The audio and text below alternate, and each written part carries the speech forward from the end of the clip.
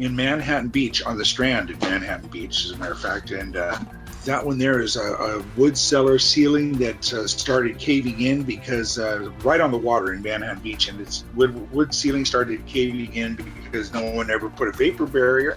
When you put a wine cellar in your house, it really is the most dangerous piece of equipment that you have, because of the fact that moisture intrusion can just be devastating. Ugly way that it happens. It just happens all over. It just doesn't happen on the floor. It just doesn't happen in the wall. It happens everywhere, and it just really makes a big mess.